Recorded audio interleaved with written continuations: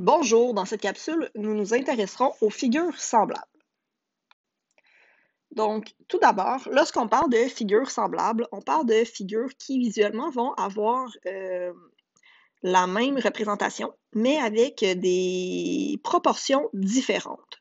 Donc, on veut s'assurer que les deux figures ou les trois figures qu'on va avoir vont avoir exactement les mêmes mesures d'angle, mais que les côtés, on va pouvoir être capable de trouver un rapport de similitude, donc de trouver une valeur par laquelle on pourrait multiplier une première donnée pour arriver à notre deuxième figure. Donc, dans ce cas-ci, visuellement, c'est assez facile de voir que les figures, elles ne sont pas semblables parce que dans la première figure, j'ai aucun angle droit et dans la deuxième figure, on en retrouve. Donc, pour que mes figures soient semblables, il faut que les angles homologues soient isométriques. Ça veut donc dire que si je retrouve des angles droits dans une des figures, ben, je devrais retrouver autant d'angles droits dans la deuxième figure. Si dans la première figure, par exemple, on me disait que j'ai deux angles de 70 degrés, ben, il faudrait que dans la deuxième figure, j'ai aussi deux angles de 70 degrés.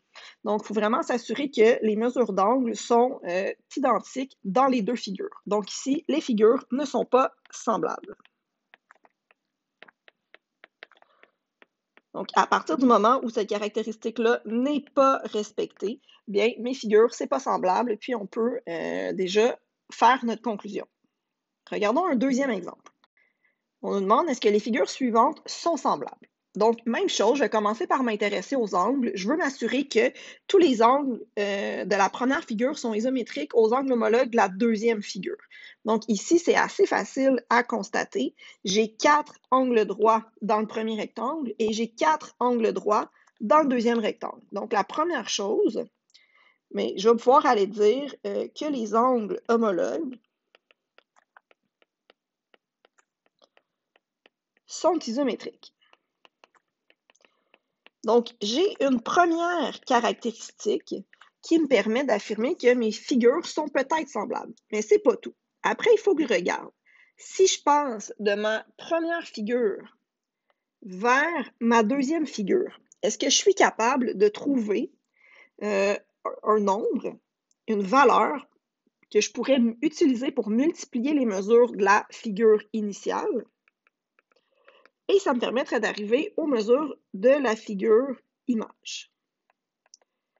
Donc, pour ce faire, je vais vraiment devoir faire toutes les paires de données, les paires de côtés, excusez-moi.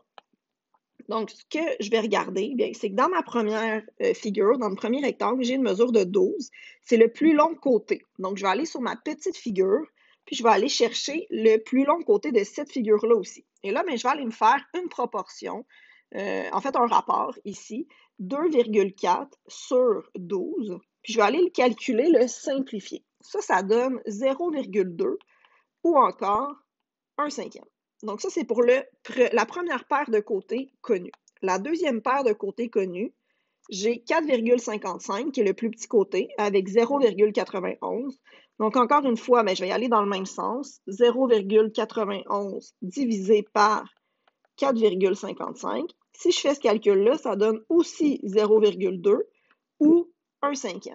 Donc là, ce que je constate, c'est que si je prends ma première figure et que je multiplie ces valeurs par 1/5 ou par 0,2, ça me permet d'arriver exactement aux mesures de ma figure image. Je vais donc pouvoir dire que les figures sont semblables parce que les deux caractéristiques sont respectées. Donc, c'est vraiment important. Il faut que mes angles homologues soient tous isométriques pour que ça garde la même forme. Et ensuite, que j'ai un rapport qui soit équivalent pour toutes les paires de côtés homologues.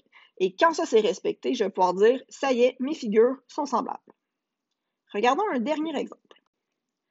Donc, est-ce que les figures suivantes sont semblables? Mais je vais faire exactement la même chose. Je vais commencer par regarder les angles. Donc, encore une fois, ici, ben, je me rends compte que j'ai 4 angles droits. Donc, mes 4 angles, mes 4 paires d'angles homologues sont isométriques. Donc, je vais pouvoir dire les angles homologues sont isométriques. Et par la suite, bien, deuxièmement, je vais aller regarder pour les côtés homologues. Donc, je vais aller dans ma première figure. Donc, si je prends ici que c'est ma figure initiale, c'est moi qui le décide, et ma figure image, bien, j'ai le 10 cm qui est le plus grand côté. Je vais aller l'utiliser avec le plus grand côté du deuxième rectangle. Donc, j'irai faire 6 divisé par 10. Ça donne 0,6 ou encore 3/5. Ensuite, je vais faire la même chose avec le 4 cm qui est le plus petit côté du rectangle et le 2. Donc, je vais faire 2 divisé par 4. Ça donne 0,5 ou 1/2 si on le simplifie. Puis là, mais ce que je constate, c'est que les deux rapports ne sont pas identiques. Donc, ici, je ne suis pas capable de trouver une valeur par laquelle multiplier les mesures de la première figure pour trouver la deuxième. Donc, ici, les rapports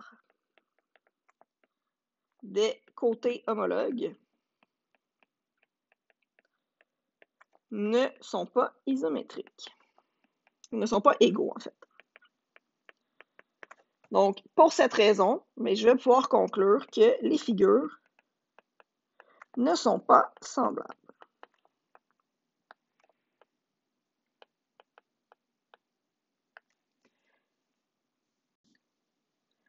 Donc, en résumé, on a deux choses à regarder. Premièrement, les paires d'angles homologues doivent toujours être isométriques.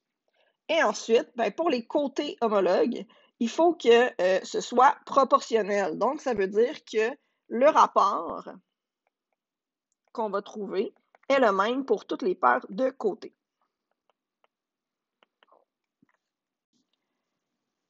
Merci!